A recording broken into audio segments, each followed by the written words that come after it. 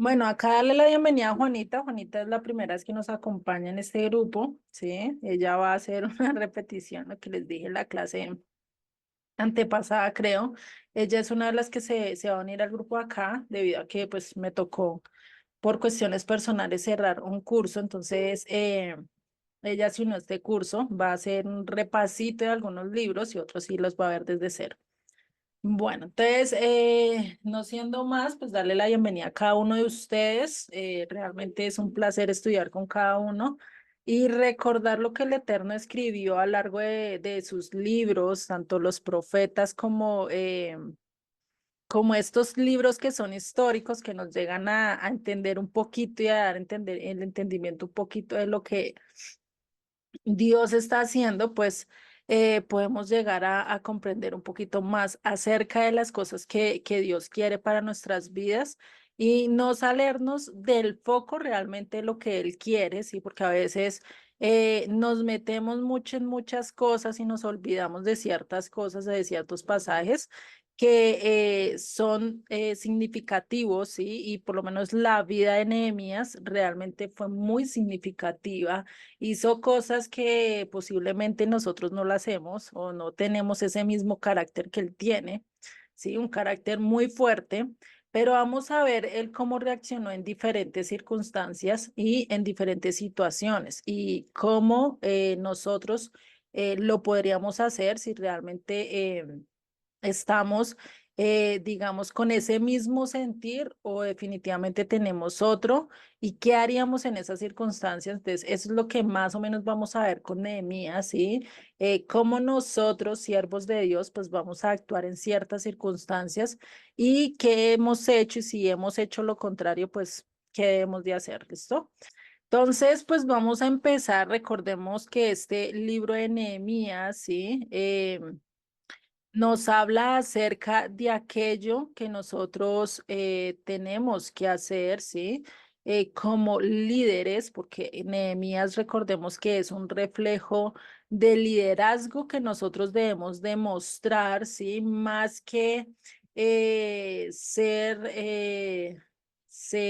como les dijera yo, más que ser discípulos, también nosotros en algún momento, en algún debido momento, vamos a pasar a ser líderes, vamos a tener que llevar la estafeta. ¿Por qué? Porque Yeshua nos dice que debemos de ser discípulos, tenemos a ser discípulos. No nos podemos quedar nosotros solos llevando la luz y no compartirla con nadie, no. Debemos compartirla también con los demás. Y por eso es lo importante, ¿sí? De estar estudiando y estar comprendiendo a cada uno de los grandes líderes y mirando qué podemos aprender de ellos y que definitivamente hay cosas que uno diría, bueno, ¿seré yo capaz de ser tan tajante, tan directa o actuaré de otra manera? ¿Cómo debo hacerlo? Pues eso ya empezamos a tratarlo entre Dios y nosotros, ¿sí? Pero en este libro vamos a encontrar varias herramientas fundamentales, ¿sí? Antes de eso, vamos a recordar un poquito lo que vimos la clase pasada y recordemos que este libro de Nehemías, ¿sí? Estábamos viendo todo este salmo que se escribió a través de el exilio que ellos vivieron en Babilonia, ¿sí? Que es el salmo, si no estoy mal, Salmo 137, donde ellos hablan, donde el escritor pues dice que lamenta, que llora allí frente a Babilonia, recordando a Jerusalén, que él no, que dice que si él se olvida de Jerusalén, pues que pierda su diestra la destreza, que su lengua se pegue a su paladar. Todas estas cosas recordando y teniendo como ese sentimiento de Jerusalén. Y ahorita que entremos a estudiar el primer capítulo, vamos a ver el por qué también hablamos acerca de este salmo y lo conectamos con Nehemías, ¿sí? Porque son muy parecidos. Ambos realmente anhelan y lloran y se quebrantan por lo que estaba pasando por Jerusalén. ¿Listo? Pero antes de eso, creo que la clase pasada nos quedamos solo hasta los datos generales y no llegamos a ver el bosquejo, ¿sí? Vamos a ver el bosquejo y entramos directo con el libro, ¿sí? Ya hoy vamos a ir directo con el libro, a entender un poquito este libro que realmente es importante. Tiene 13 capítulos, ¿sí? De los cuales los vamos a dividir en 5 secciones, ¿sí? 5 secciones muy fundamentales, de las cuales cada uno nos trae una nueva enseñanza y nos muestra ciertas cosas. Entonces, en la primera vamos a ver a Jeremías, perdón, a Nehemías, los confundo a veces, qué pena con ustedes. Vamos a ver a Nehemías cómo él anhela regresar a Jerusalén. Nehemías fue uno de los que se quedó en Babilonia, sí, pero no porque, digamos que él quisiera, sino porque estaba como copero del rey. Era uno de los mayores, digamos, en autoridad. No sé si tendría mucha autoridad, pero sí tenía mucha confianza con el rey, digamos. ¿Por qué? Porque era el copero, el que le servía la copa, sí, estaba muy cerca al rey. Y recordemos que para esa época el que estuviera muy cerca al rey, pues realmente tendría privilegios y no lo contrario, ¿no? Porque no todos se le podían acercar al rey, era muy limitada las personas debido pues a todo lo que conlleva un reinado, ¿no? Y más en esa época, el pelearse y el estar disputando tierras y todo eso, pues llevaba a que fueran también muy desconfiados, ¿no? Entonces el estar como copero del rey, pues tenía también su significado. Por eso es que acá vamos a ver cómo Nehemías escucha la noticia de Jerusalén, qué es lo que pasa y cómo es que él anhela regresar nuevamente a su tierra y reconstruirla. Y vamos a ver si regresa del todo, si puede hacerlo totalmente o solo lo hace por un momento. ¿Listo? En la segunda sección, en el capítulo 3, vamos a ver cómo comienza la reconstrucción. Bueno, ustedes me van a decir, pero bueno, la reconstrucción luego no empezó con Zorobabel, no siguió con Esdras, pues es que Nehemías llegó como al poco tiempo de Esdras y hicieron entre los dos empezaron a hacer el final de la reconstrucción del templo. ¿Listo? Esa es una parte muy importante que tenemos que tener en cuenta. Después vamos a ver en los capítulos 4 al 7 las amenazas, la oposición y la victoria, ¿sí? Por eso podemos ver que es muy contemporáneo a Esdras, porque Esdras también nos mostró ciertas oposiciones, ciertas cosas que estaban viviendo desde la época de Zorobabel, ¿sí? Y que tuvieron que levantarse varios profetas para que ellos volvieran realmente a buscar al Eterno, para que volvieran a reedificar la casa del Eterno, porque recordemos que la habían dejado abandonada, la habían dejado tirada, ¿para qué? Para construir sus propias casas, ¿vale? Entonces acá nos está mostrando en estos 3 capítulos las amenazas, la oposición y la victoria, ¿sí? Muy parecido a los de Esdras, pero los hace desde otro punto de vista, ¿listo? ¿Qué es lo importante? Podemos ver la situación desde diferentes maneras. En los capítulos del 8 al 13 vamos a ver esto que es significativo y digamos que estos capítulos pueden ser uno de los más principales que debemos de tener nosotros si queremos hacer discípulos, más que todo el capítulo 8. ¿Debido a que nosotros debemos de expresar o llevar la palabra de Dios como Esdras lo hizo en este momento, en este capítulo 8? ¿Listo? Que lo vamos a ver ya más adelante. Y por último, el capítulo 5, vamos a ver la exhortación a no volver atrás y fue con lo que nos quedamos. También se conecta con lo último que vimos en Esdras, que era que el tomar esa decisión de qué iban a hacer con aquellos que estaban allí, pero que no se habían divorciado o no se habían alejado de las mujeres que habían traído y que no querían seguir al Eterno, ¿sí? Esa decisión de divorciarse, de separarse, de seguir allí en la tierra o qué hacer, eso también lo vamos a ver acá con Nehemías, ¿sí? y se complementa un poquito más la historia. Vamos a ver que hasta hacen un pacto por escrito, algo que a veces a nosotros se nos pasa y que pues sería bueno que si ustedes lo quieren hacer, poder hacer ese pacto. ¿Listo? Antes de entrar de lleno a las secciones, dale la bienvenida a Juan y a Pati y a Patricia Vargas, ¿sí? Hoy tenemos dos Patis, entonces toca por apellidos. Sí, entonces bienvenidos y pues vamos a seguir acá, ¿vale? Entonces, vamos a entrar con esta primera sección. Y esta sección nos va a llevar varios principios fundamentales para nuestra fe, ¿sí? Entonces, acá vamos a ver cómo Nehemías anhela regresar a Jerusalén en ese anhelo que él tenía. Y vamos a empezar a ver desde el verso 1 de este capítulo 1. ¿Listo? Dice, palabras de Nehemías, hijo de Acalías. Aconteció en el mes de Quisleu, en el año 20, estando yo en Susa, capital del reino, que vino Ananí, uno de mis hermanos, con algunos varones de Judá, y les pregunté por los judíos que habían escapado y que habían quedado de la cautividad y por Jerusalén. Entonces, acá, ¿qué primero vemos? Él está hablando en primera persona, ¿sí? Dice yo. ¿Sí? Dice, en el año 20 estando yo en Susa. Acá no lo dice, sí, en el verso 1 ya casi al final nos dice estando yo en Susa, no lo dice como otros textos que hemos visto, no, Esdras estaba y no sé qué, sí, no nos dice como en tercera persona, como refiriéndose a otra persona, sino nos lo dice en que en primera persona está hablando de yo, como si él estuviera escribiendo la historia, por eso vimos que y acá lo que vamos a ver es que realmente este es como si fuera el diario de Nehemías. Sí, esa es la diferencia que tiene a lo de Esdras y a lo de Zorobabel, que era como una tercera persona contando lo que ellos estaban haciendo o lo que ellos pasaron.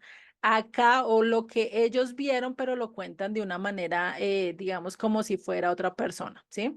Pero él lo está contando desde su punto de vista y diciendo, yo hice tal cosa, esto fue lo que me pasó, esto fue lo que hice, ¿sí? Y es lo diferente de ver un diario, ¿sí? No sé si ustedes se han sentado a ver un diario de una persona o una biografía que es contada por alguien a la biografía que es contada por la misma persona, tiene ciertos detalles y ciertos matices que no tiene otra historia, ¿sí? Y eso es lo importante, digamos, que vamos a ver en esto. Entonces, no todos los judíos recordemos que fueron sacados de Babilonia. Recordemos que unos en la última llevada del exilio, que fue cuando quemaron el templo, cuando destrozaron toda Jerusalén, pues quedaron unos allí, incluso Nabucodonosor dejó nombrado a alguien para que se encargara literalmente de Jerusalén, mientras que se llevaba a los demás, ¿cierto? Pero ¿qué pasó en ese momento?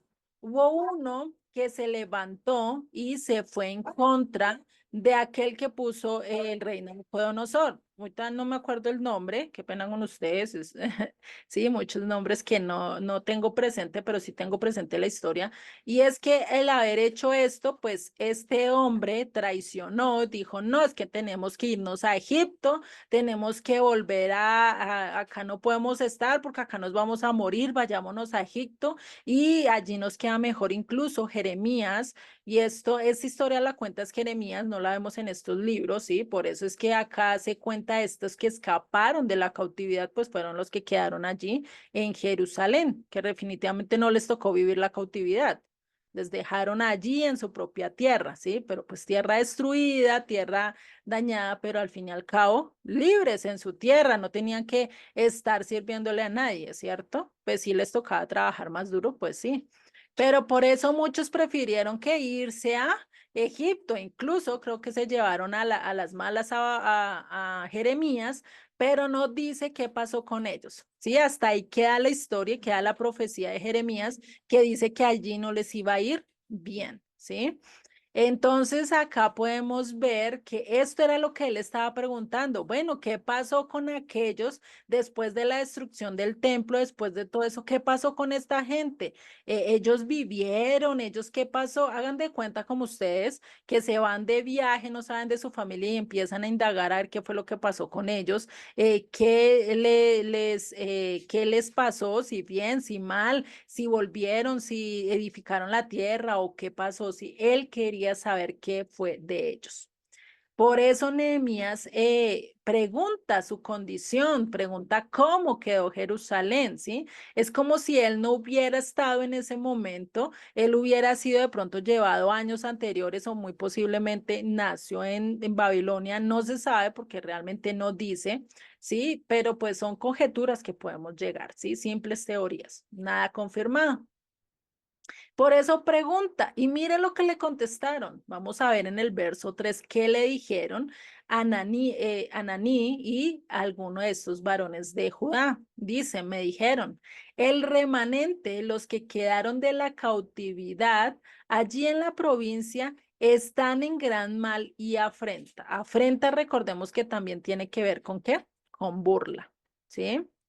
Gracias, Rosy. Rosy nos dice que Johanán fue el que se llevó a Jeremías, sí, creo que fue él el que traicionó a aquel que habían puesto, no me acuerdo ahorita el nombre del que habían puesto, por aquel que tenía que llevar, digamos, como dirigir a Jerusalén en ese momento después de llegar a hacer esto, ¿sí? Y sigue diciendo, entonces, ¿qué pasa? Quedaron allí en gran afrenta y gran burla. ¿Por qué burla? Porque todos decían seguir al Dios Altísimo, aquel que los iba a cuidar, que los iba a proteger, que no les iba a pasar nada. Pues al ver las naciones que Babilonia se los llevó, al ver los pueblos aledaños que Babilonia cogió y acabó con todo Israel, con todo Judá, pues ¿qué dijeron? Ese es su Dios, realmente su Dios es tan bueno, y realmente Dios los cuidó, realmente no sé qué, pues empezaron a burlarse, ¿sí? Y le sigue diciendo, y el muro de Jerusalén derribado y sus puertas quemadas a fuego. Imagínense ustedes enterándose de eso de sus propias ciudades, puede ser natales o aquellas ciudades que ustedes quieren, ¿sí? Y ustedes están lejos, ¿ustedes cómo sentirían de escuchar que su ciudad fue destruida, que muy posiblemente sus seres queridos no hayan sobrevivido? Todo esto, pues realmente es duro, ¿no? No es cualquier noticia. Sí, es como escuchar un terremoto en tal lado y todo quedó destruido y uno, nuestra familia allá y uno sin saber nada, pues cómo siente ese afán, ese deseo de estar allí, por lo menos para saber qué hacer y ayudar en algo, ¿cierto? Y esto mismo fue lo que pasó con Jeremías. Él se sintió decaído y vamos a ver realmente cómo fue que él, qué hizo él al enterarse. Lo tomó como si algo nada, como, ah, bueno, pasó eso, bueno, sí. O realmente sintió dolor, se acongojó, se entristeció. Pues vamos a ver que tenemos que hacer una relación entre lo que nosotros hacemos. Si nosotros realmente vamos a actuar como Jeremías lo hizo o vamos a ser muy fríos, muy sensibles, ¿sí? Y lo podemos ver hoy en día. Hoy en día nos dicen, ay, hay guerra en tal lado y uno como que, ah, bueno, hay guerra allí, no me está tocando a mí, entonces no, no tengo problema, no me duele, no me congoja, ¿cierto?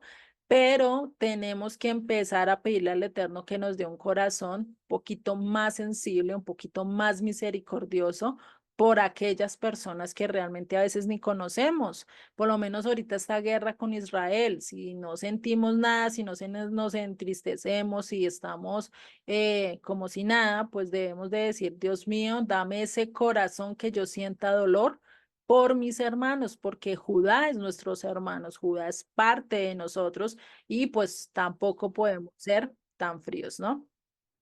Entonces vamos a ver en el verso 4 cómo es que Nehemías reacciona, qué pena con ustedes, siempre confundo a los dos, cómo Nehemías reacciona de acuerdo a lo que le contaron, cómo es que él dice y cómo es que realmente toma este acto y dice, cuando oí estas palabras, me senté y lloré. Hice duelo por varios días, por algunos días, y ayuné y oré delante del Dios de los cielos. Entonces, ¿qué fue lo que pasó? Empezó a llorar, empezó a decaerse su rostro, no sabía qué hacer y lo único que hizo fue ¿qué? Ir ante los brazos de Dios. ¿Cuántas veces nosotros escuchamos una mala noticia, algo que pasó en nuestra familia y a dónde recurrimos? Vamos a ayudar directamente como locos, vamos a llorar en ese momento. ¿Qué acción tomaríamos en ese momento o qué acción tomaste si realmente te llegó a pasar así que un familiar estaba pasando por un proceso muy duro, por una circunstancia dura y te enteraste? Lo primero que hiciste fue a llorar a los brazos de Dios, a los pies del Eterno, ¿o te fuiste directamente y llorar con ellos y acompañarlos? No estoy diciendo que está mal, pero tenemos que tener un orden para todo, ¿sí? Y esto nos lo enseña Nehemías. Nehemías, ¿qué hizo primero? Se sentó como que dice, uy, esta noticia le cayó como baldado de agua fría, ¿sí? Eso es como cuando uno le dicen, venga, primero siéntese que es que le va a contar algo muy fuerte, ¿cierto? Cuando uno le dicen así, es que mejor dicho, la noticia es un caos, es un acabose que nos va a destruir, ¿cierto? Y pues eso mismo pasó, se sentó porque sentía que se iba a caer, porque sus pies no tenían fuerza de soportar semejante noticia, ¿sí? ¿Y qué hizo? Lloró, pero no se quedó solo en el lloro, solo en el lamento, solo en la preocupación, sino que tomó acción y buscó a quién. Buscó al Eterno, buscó a aquel que realmente le podía vivificar, que le podía consolar y que le podía decir qué hacer, qué decisión tomar en diferentes circunstancias. ¿Sí? A diferencia de lo que nosotros podíamos hacer si lo estamos haciendo a nuestro acomodo, ¿sí? Entonces podemos ver que acá que dice, se puso, lloró, hizo duelo por algunos días, ayuné y oré delante de Dios de los cielos. O sea, fui ante mi Padre eterno, desglosé todo, le dije lo que tenía que decirle y empecé a rogar. Y en el 5 nos dice, ¿qué le dice al Eterno? Dice, te ruego, oh Eterno, en primera persona, ¿sí? Te ruego, oh Eterno, Dios de los cielos, fuerte, grande y temible, que guarda el pacto y la misericordia de los que aman y guarda sus mandamientos. Esté ahora atento tu oído y abierto tus ojos para oír la oración de tu siervo. Que hago ahora delante de ti de día y de noche por los hijos de Israel, tus siervos, y confieso los pecados de los hijos de Israel que hemos cometido contra ti, si yo y la casa de mi padre hemos pecado. ¿Qué empieza diciendo? Glorificando a Dios, exaltando a Dios, admitiendo que Él es todopoderoso, que Él es el único que tiene el control de todo, ¿sí? Y después, ¿qué pasa? A pedir misericordia, ¿sí? Porque ¿qué dice? Tú eres el que guarda el pacto, yo no puedo guardarlo. Soy carne, soy sangre, soy corruptible, ¿sí? Me daño, tropiezo cada vez sin mirar dónde voy y cuando menos pienso, ¡pum!, caigo, ¿sí? Eso mismo estaba mostrando acá, ¿sí? Entonces, ¿qué dice? Te ruego que tú que guardas el pacto, tú que haces misericordia a los que te aman, a los que te sirven, a los que guardan tus mandamientos, que está reconociendo que tenemos condiciones para nosotros saber que somos hijos de Dios, que somos discípulos de Dios. ¿Qué dice Primera de Juan? Si tú no guardas los mandamientos y si tú dices que eres discípulo del Eterno, pero no guardas los mandamientos, ¿eres qué? Un mentiroso. ¿Por qué? Porque no tienes evidencia, ¿sí? Es lo mismo que yo coger ir y averiguar por un doctor, pero a la hora del té me doy cuenta que no tiene cartón. Yo le digo, no, mano, usted es un mentiroso, a mí no me venga a echar carreta, ¿cierto? Entonces, ¿qué le estoy diciendo? Usted no tiene evidencia que me certifique que es doctor. ¿Yo por qué le voy a poner mi cabeza, mi cuerpo o aquella enfermedad que tengo si usted no sabe cómo tratarla? Y muy posible tenga la experiencia, tenga, digamos, esto, pero nosotros tendríamos que mostrar evidencia, por lo menos con qué, con gente que hable bien de él, que testifique de él. Pero eso es algo que tiene que tener evidencia, o si no, nosotros no vamos a creer fácilmente, ¿cierto? Si lo hacemos así con cosas físicas, con cosas que vemos, cuánto más con las cosas del Eterno, ¿sí? Porque nosotros no podemos seguir, acá lo digo así, a cualquier pelagato, ¿sí? A cualquier persona que se aparezca, que nos meta cuento o que nos hable muy bonito, que nos pinte pajaritos y después haber terminado haciendo lo malo, ¿sí? Por eso es que tenemos que tener muy presente que Dios es el que guarda el pacto, Él es el que nos da la misericordia y a quienes, a aquellos que guardan sus mandamientos, aquellos que sí muestran evidencias de que lo aman, porque es que un ejemplo muy claro que podemos tomar y es en un matrimonio.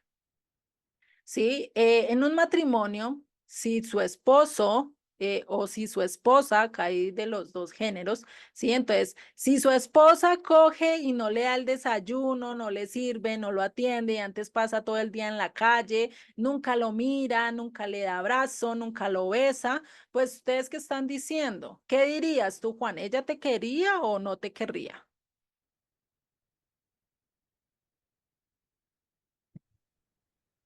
No. No, ¿cierto? ¿Por qué? Porque no tienes hecho, ¿cierto? Ujú. Exactamente, no hay evidencia de que te esté amando. Lo mismo sería en la diferente, sea en el lado opuesto con las mujeres. Los hombres no lo llevan nada ni una florecita a la casa, se la pasan todo el día trabajando y llegan de mal humor y antes cogen y le dicen 5 piedras a uno, no lo miran, no lo determinan, parecemos un fantasma en la casa, ¿sí? Que solo nos movemos cuando él nos necesita, como un robot que solo le sirve. ¿Sí? Ahí que estaríamos diciendo, ¿nos quiere o no nos quiere? Pues no, ¿cierto? Porque diríamos, no, bueno, ¿y dónde está? ¿Y qué pasa conmigo? ¿Y por qué no me mira? ¿Por qué no me abraza? Pues llega un momento en que ya empezamos a decir, esta persona no me ama. ¿Por qué? Porque no tenemos evidencia de su amor. Puede que esté ahí, puede que la persona me ama, pero si no tenemos evidencia, ¿cómo vamos a saber que nos ama? ¿Sí? No podemos hacerlo, ¿sí? Entonces, lo mismo pasa cuando guardamos los mandamientos. Tenemos que tener evidencia de que somos discípulos de Dios, de que amamos a Dios, ¿sí?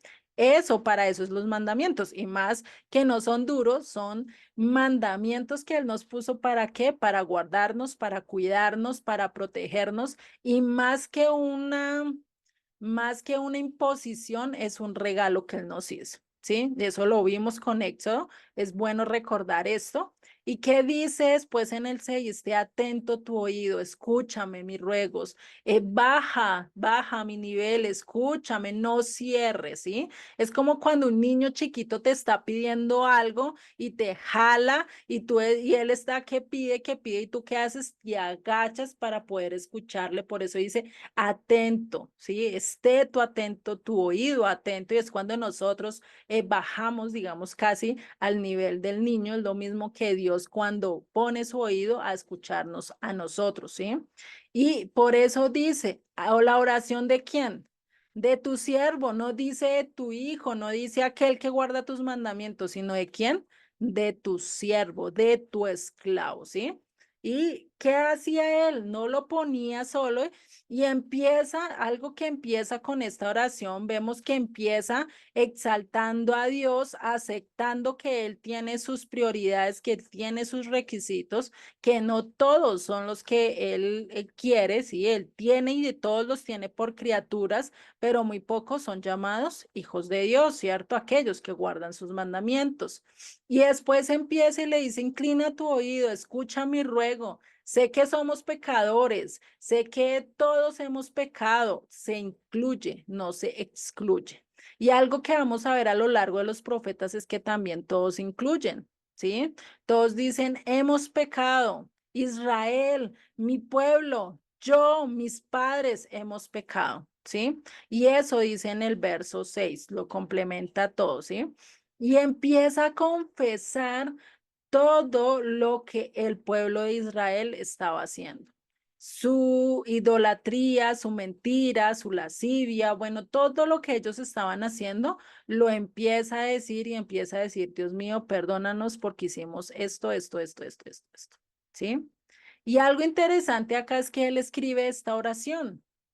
Tiene y lleva su propio diario de oración, ¿sí? Es muy bueno llevarlo. Yo la verdad soy muy indisciplinada en esto, se los confieso, a mí me falta, yo de verdad soy, definitivamente me toca trabajar mucho con la disciplina, ¿sí? Y el llevar las clases, pues así, a mí me hace que sea disciplinada que en el estudio, porque sé que tengo que cumplirles no solo a ustedes, sino mucho más a Dios, ¿sí?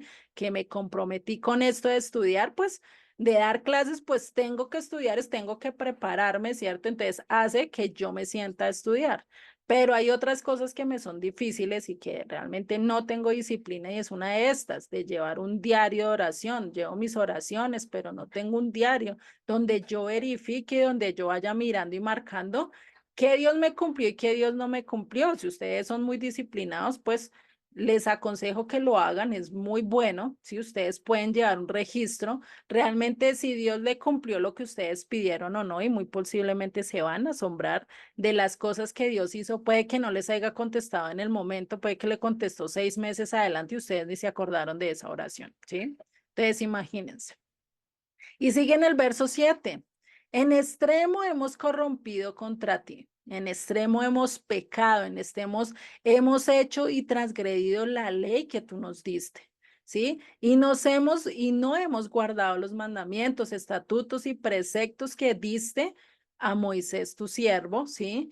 Acuérdate ahora de la palabra que diste a Moisés tu siervo diciendo, si vosotros pecareis, yo os dispersaré por los pueblos. Imagínate, ¿qué está diciendo? Si vosotros pecarais, yo os dispersaré por los pueblos. Esto se cumplió a cabalidad. Hoy estamos ¿dónde? Entre las naciones dispersos, que estamos volviendo es otra cosa, pero acá es donde viene la promesa de recordar, si nosotros pecamos, nos llevaste a los pueblos, nos dispersaste, pero ¿qué? Pero si volviereis a ti, si volviéremos a tu palabra y guardares mis mandamientos, y él lo está diciendo, está citando lo que dice Moisés en Deuteronomio 30, ¿sí? Que dice, si vosotros pecares, si vosotros fueren dispersos, pero si volvéis a Dios, pero si guardáis sus mandamientos y si los pusieres por obra, ¿sí? Aunque estés en el lugar que estés, empiezas a guardar, dice fuere hasta el extremo de los cielos, de allí os recogeré y os traeré al lugar que escogí para hacer qué? Habitar allí mi nombre. O sea, sin importar en el lugar donde estemos, Él nos va a recoger. ¿Para qué? Para habitar allí, para llevar su nombre allí. Entonces, si tú estás en la nación que estés, ¿sí? En Estados Unidos, en Argentina, en Bolivia, en México, bueno, en donde sea que estemos, ¿qué tenemos que saber? Que Él nos recogió, que gracias a Él nos dispersó, pero asimismo tuvo piedad. ¿Por qué? Porque nos volvimos a Él, queremos guardar sus mandamientos, queremos ponerlos por obra y Él en esa nos está empezando a recoger, nos está empezando a traer al lugar que Él quiere. ¿Y para qué? Para hacer habitar allí su nombre, ¿sí? Promesa muy linda, promesa que se está cumpliendo, ¿no?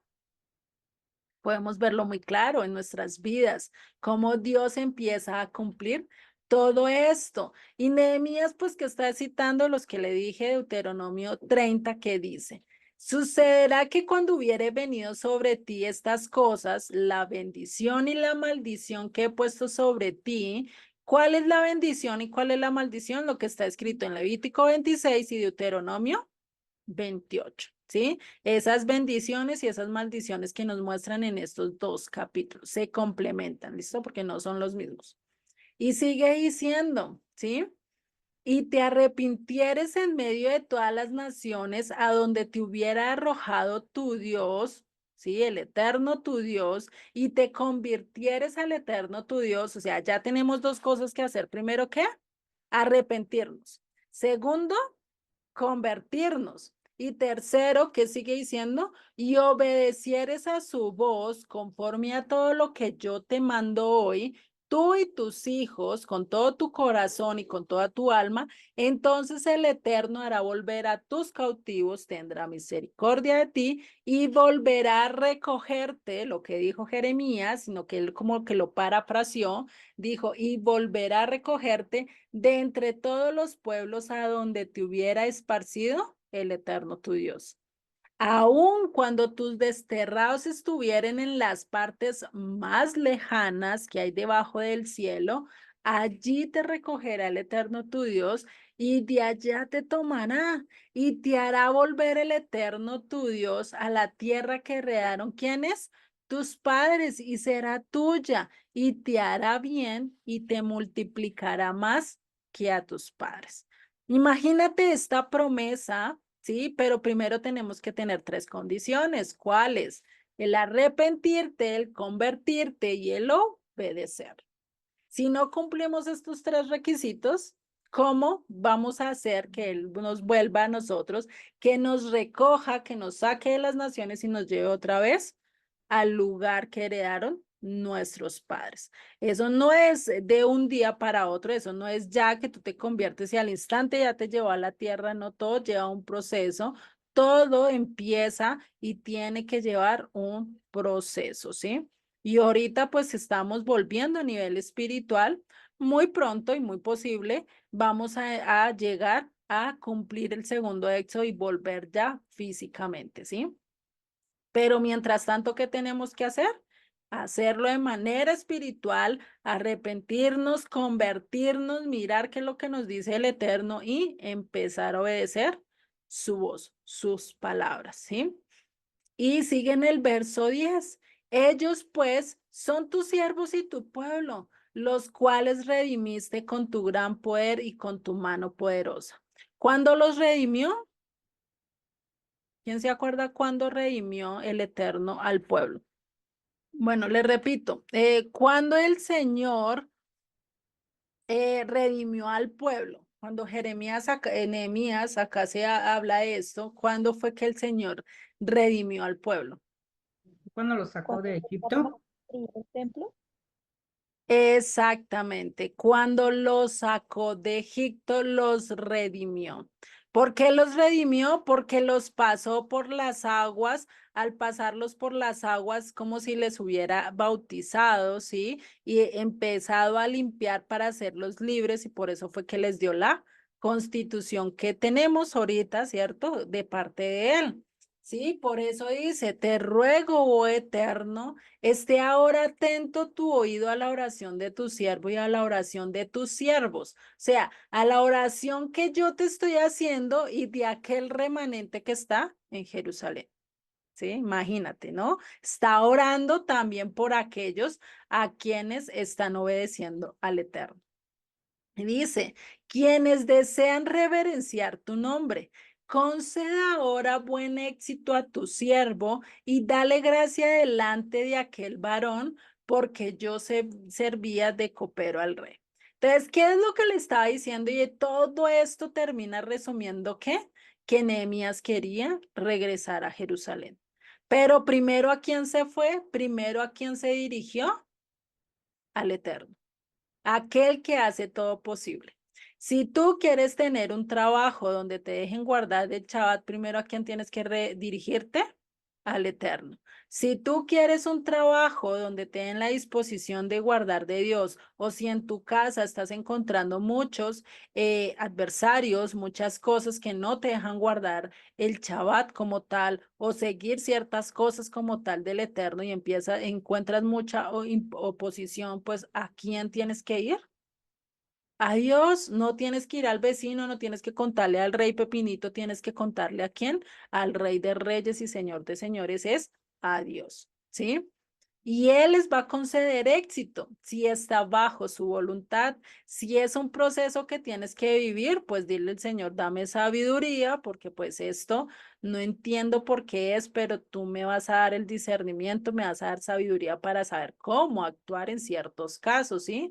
Pero principal tenemos que dirigirnos a quién cuando necesitamos un favor que sea de terceros, pues primero dirigirnos al Eterno, para que Él dé la gracia, para que Él realmente dé el favor si realmente las cosas son de Él, ¿sí? Y acá dice, porque yo servía al copero. Podemos ver realmente que Él empezó como humillándose, aceptando su pecado, aceptando su condición de bancarrota espiritual, que no era nada, que no era importante, a pesar de que era muy importante en el lugar en el que estaba, era un copero, recibía buena plata, buena de todo, ¿sí? Y pues tenía comodidades. Pero a pesar de eso no fue al rey, porque él muy posiblemente hubiera podido aprovechar su cargo y haber dicho, bueno, pues voy a hablar con el rey a ver si me deja ir. Pero primero, ¿a quién fue que le pidió autorización? Primero, ¿a quién fue que fue y se humilló y le rogó? Pues al Eterno, ¿sí? Y eso es lo que nosotros debemos de entender. La autoridad máxima que tenemos es ¿quién? Dios. Los demás son autoridades que Dios puso, pero para cumplir su propósito, ¿sí? Y si nosotros primero vamos al Rey de Reyes y Él nos dirige y Él nos da realmente su favor, pues ¿qué vamos a saber? Vamos a tener éxito en aquello que pidamos para nuestras autoridades, incluso así sean inconversas. Si así no conozcan del Eterno, vamos a obtener esa gracia y vamos a poder realmente conseguir y actuar de acuerdo a lo que dice las Escrituras. Pero recordemos que eso no es para hacer nuestra voluntad, sino para hacer la voluntad de quién? Del Eterno. Que todo vaya conforme a su voluntad, podremos tener éxito. De lo contrario, muy posiblemente no. ¿Listo? Entonces, ¿qué pasa? ¿Qué le dice? ¿Qué prometió Dios para aquellos que bendijeran a Israel y que oren por la paz de Jerusalén? ¿Quién se acuerda? ¿Qué prometió Dios? Bueno, ¿qué prometió Dios? Esto lo vemos en Salmos 122:6. Pedid por la paz de Jerusalén, sean prosperados los que te aman. Entonces, si pedimos paz por Jerusalén, muy posiblemente vamos a ser prosperados. ¿Por qué? Porque vamos conforme a lo que el Eterno está pidiendo. Estamos pidiendo paz, shalom, ¿sí? Esta palabra, si nosotros la traducimos, es shalom. Estamos pidiendo que restauración. No paz como nosotros pensamos que ya no más pelea, ya no más guerra. Sí lleva esa también, pero nos lleva más a la restauración, a la restauración y a la reconciliación, ¿sí? Que es muy importante que nosotros lo tengamos presente, porque eso es lo que hace Dios con nosotros. Cuando nosotros empezamos a buscarlo, cuando nos humillamos ante Él, pues ¿qué estamos haciendo? Reconciliándonos con Él, y Él después de la reconciliación nos empieza a restaurar, a quitar el corazón dañado y empieza a restaurar nuestras vidas. Por eso es que Nehemías, ¿qué hizo? Escuchó la noticia, empezó a quebrantarse, oró, pero no se quedó solo allí. ¿Qué hizo? Tomó acción. Después de que ayunó, después de que dedicó tiempo, después de que hizo todo lo que tenía que hacer, fue y se presentó conforme a lo que oró, fue y actuó, ¿sí? Fue y tomó acción en lo que tenía que hacer, ¿sí? Por eso dice en el capítulo 2, verso 1. Sucedió en el mes de Nisan, ¿sí? En el año 20, el rey Atarjerjes, que estando ya el vino delante de él, tomé el vino y lo serví al rey. Y como yo no había estado antes triste en su presencia, me dijo el rey, ¿por qué está triste tu rostro? Pues no estás enfermo. No es esto sino quebranto de corazón. Entonces temí en gran manera. Les pregunto, ¿por qué temió Nehemías en gran manera solo que el rey se diera cuenta que estaba triste?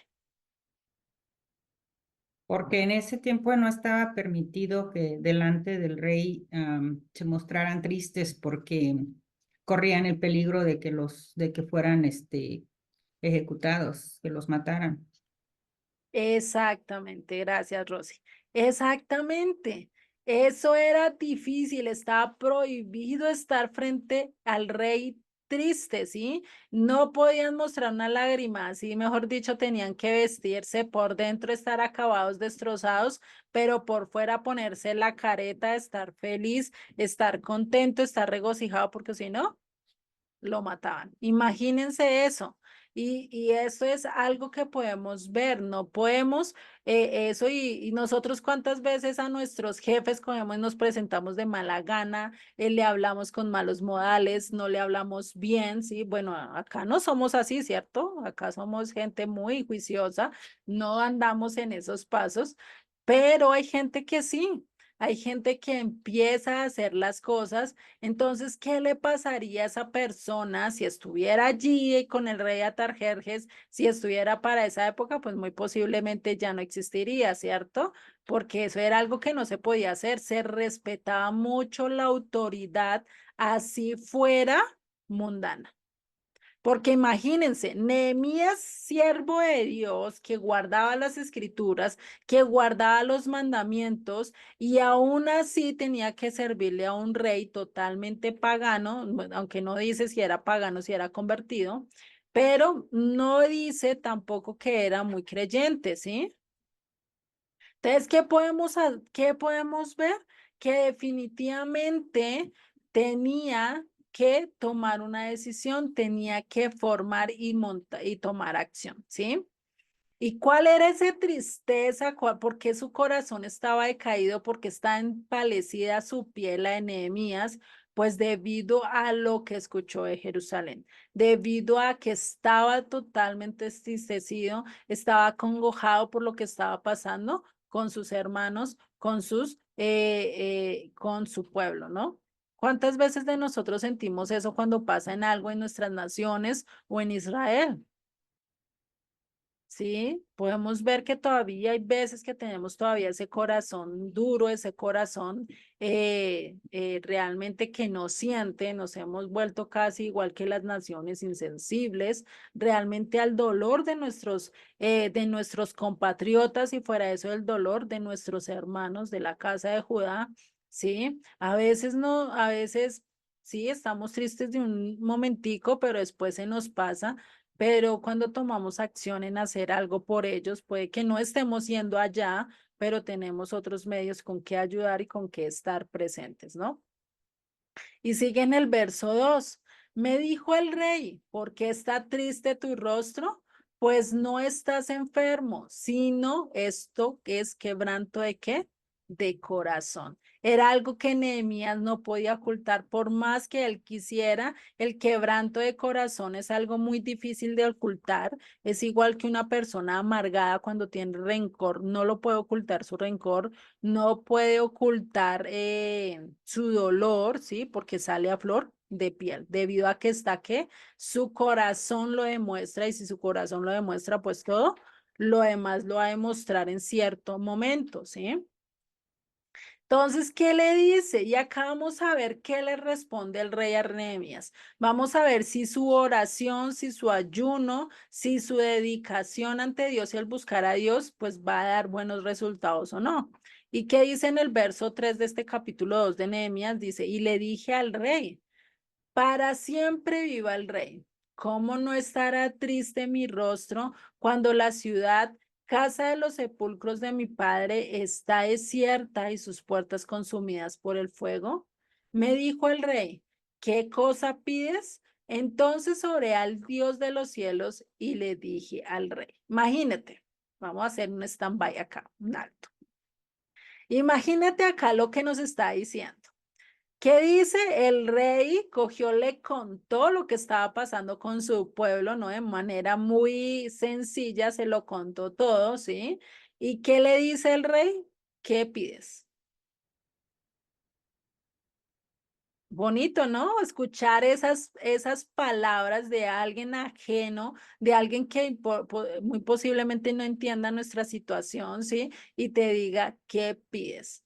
Tú orarías primero al Eterno y le dices, bueno, espérame 5 minutos, lo pienso y ya te digo. O vamos ante el Eterno, o lo pensamos nosotros y lo decimos directo, pero ¿qué hizo? Primero oró para tener gracia delante del Eterno y después oró por sabiduría para saber qué pedirle al rey, cómo pedírselo también, ¿sí? Y entonces, ¿qué dice en el verso 5? Y dije al rey, si place al rey y tu siervo ha hallado gracia delante de ti, envíame a Judá, a la ciudad de los sepulcros de mi padre y la reedificaré. Se fue con un propósito que dice, si te complace, si he hallado gracia como siervo, no le está exigiendo, le está pidiendo. ¿Cuántos de nosotros a veces le exigimos al empleador que nos haga X o Y cosa, que nos dé tiempo para salir a vacaciones, que nos dé tiempo para ir a las fiestas del Eterno, ¿sí? Pero le exigimos, más no le pedimos. Son dos cosas muy diferentes. Respetando la autoridad impuesta por Dios, ¿sí? Ya fuimos a la autoridad máxima que es Dios, ya fuimos a aquel a quien teníamos que ir, ahora tenemos que ir a la autoridad que tenemos enfrente, sea padres, sea colegio, sea institución, sea trabajo, sea gobernante, sea lo que sea, tenemos que respetar a aquellos que Dios puso por autoridad porque por algo están allí, ¿sí? Dios pone a cada quien a donde Él quiere, como Él le plazca, ¿sí? Tanto Él pone como puede quitar, ¿sí? Esto lo vemos con Daniel, cuando lleguemos a Daniel lo vamos a ver, ¿listo? Y entonces, ¿qué dice? Le pide con un propósito muy especial. Déjame ir a Judá para yo poder ir y reedificar a Jerusalén. Y vamos a ver lo que el rey le contesta. Y gracioso, porque no estaba solo el rey, estaba la reina junto al rey. Ahí lo vemos en el verso 6. ¿Y qué pregunta? ¿Cuánto durará tu viaje y cuándo volverás? Y agradó al rey enviarme después que yo le señalé el tiempo. Acá no dice qué tiempo, no dice que esto, pero qué pasó, le dio permiso por un tiempo, no por todo el tiempo, ¿sí? No lo dejó libre, le dio permiso nomás, ¿sí? Y recordemos que el estar bajo el servicio del rey era algo que él no podía hacer. ¿Por qué? Porque era siervo, era esclavo. Sí, en ese momento Nehemías estaba siendo esclavo del rey, lo mismo que Daniel y sus amigos tenían que estar bajo el mandato del rey, no podían hacer tampoco lo que quisieran, sí, a su voluntad, porque si no, para eso Nehemías hubiera cogido sus chiros y se hubiera ido, pero no hubiera podido hacer eso porque si no lo hubieran matado, ¿sí? Entonces, eso también es algo de tener en cuenta. Hoy en día podemos alzar, despedirnos, renunciar a la empresa y no pasa nada, renunciar al lugar donde vamos, irnos de la casa de nuestros padres y no hay problema, ¿sí? Pero tenemos que tener ese nivel de respeto, ¿sí? Que debemos de tener. A veces se nos olvida y hoy este mundo está tan patas arriba que ya no se respeta realmente la autoridad que Dios ha puesto delante de nosotros, ¿sí? ¿Y qué dice? ¿Le agradó el tiempo que le señaló? No dice el tiempo, pero muy posiblemente no fue muy largo, tampoco muy corto.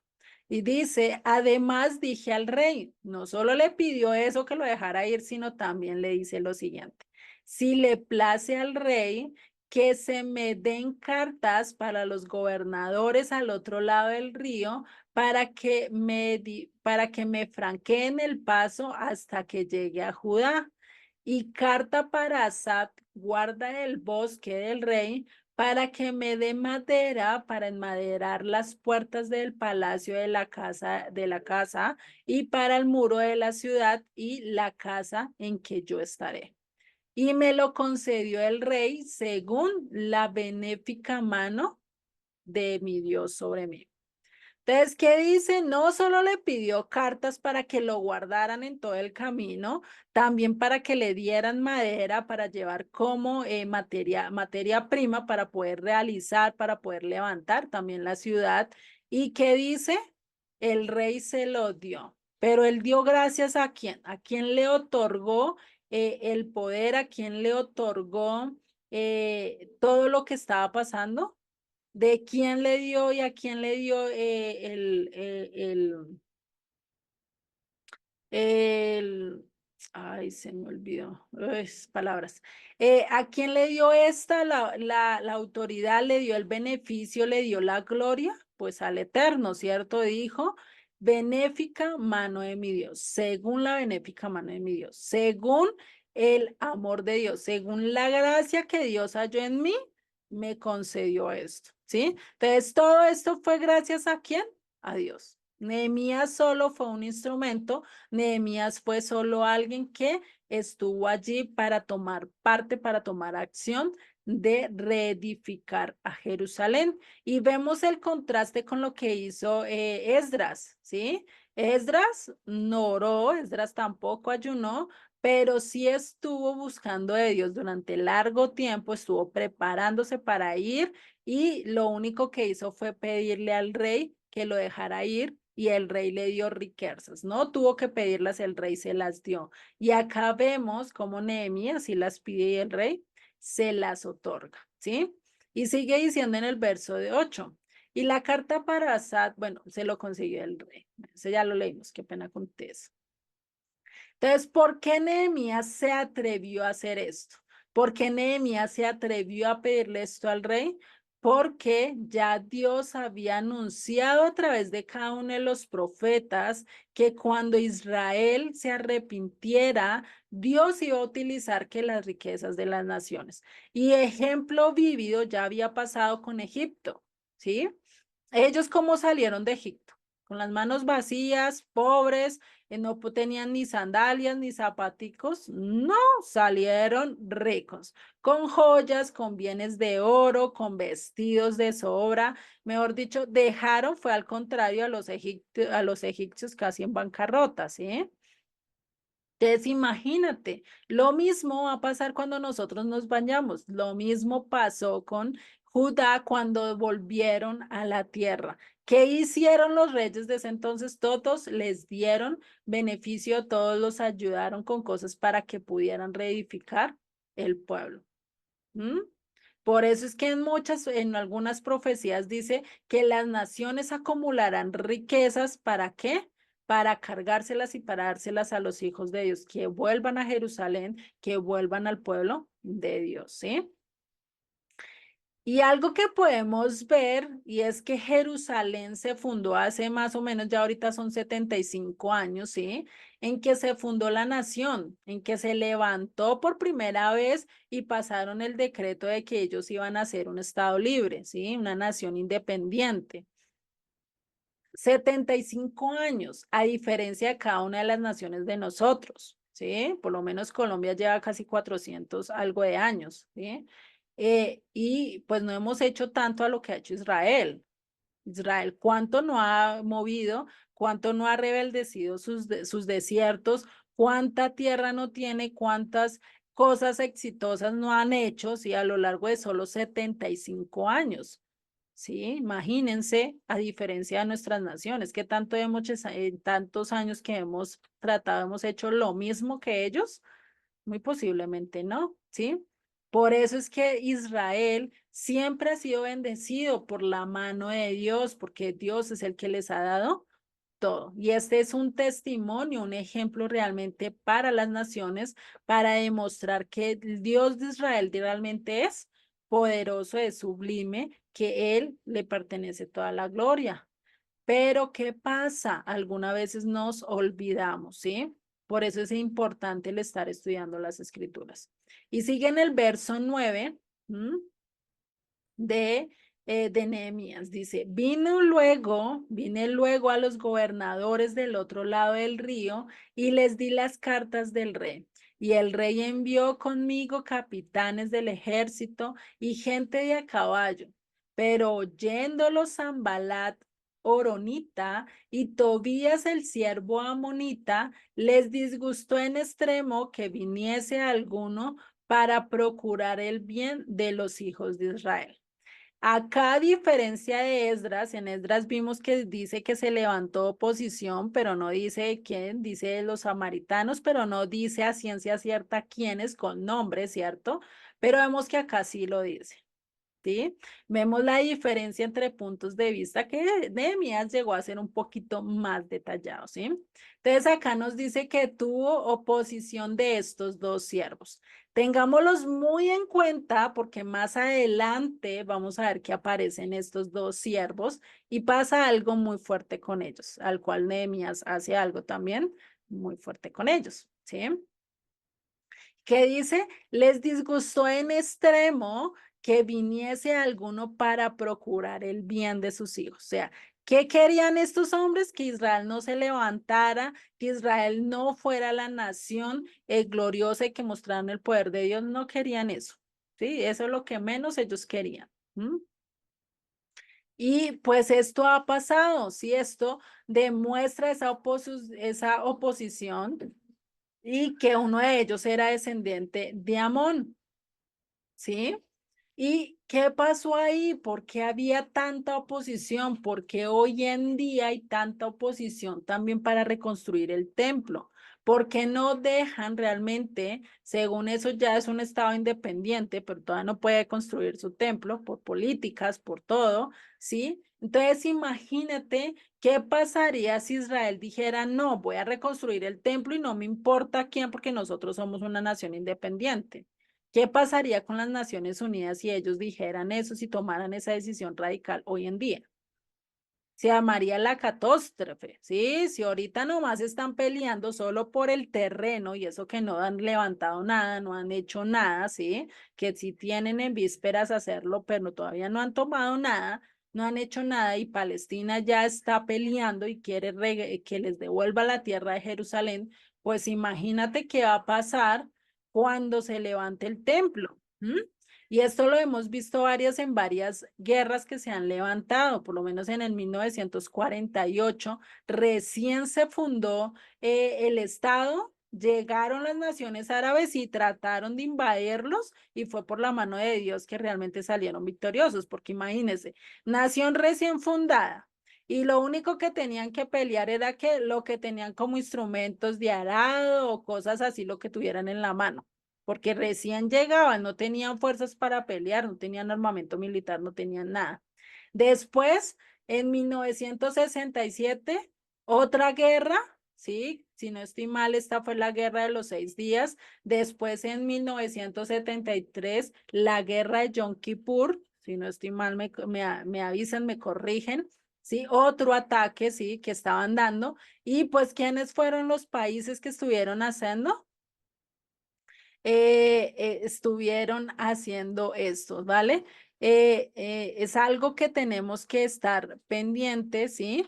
De cómo todo esto está haciendo en nosotros, realmente si nosotros ponemos nuestra mirada delante de la mano del Eterno o estamos haciendo todo lo contrario, ¿sí?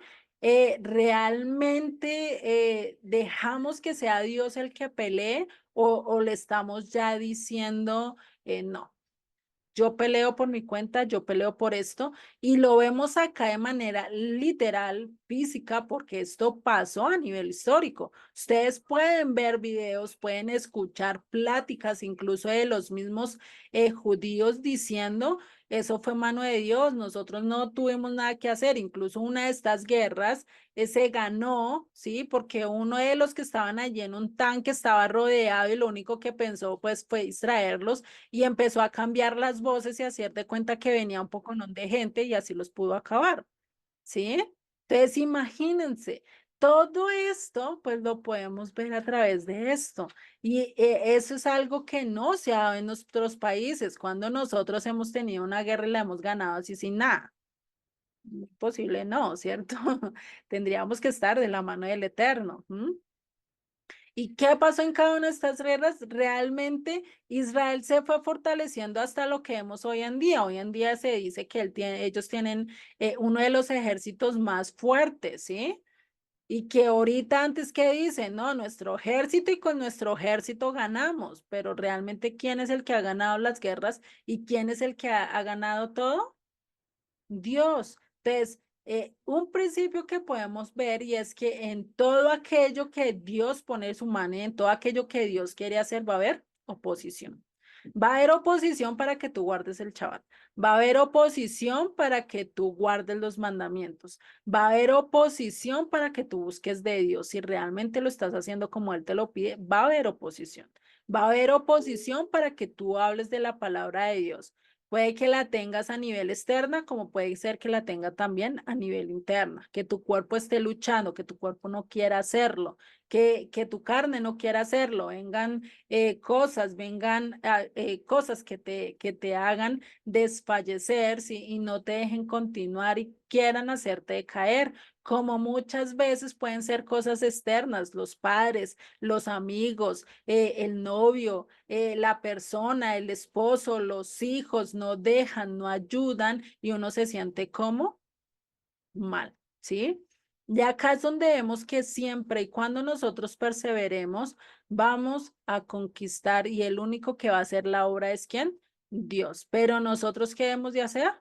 Pertenecer, permanecer, resistir, confiando en el Eterno, que el Eterno va a hacer su obra.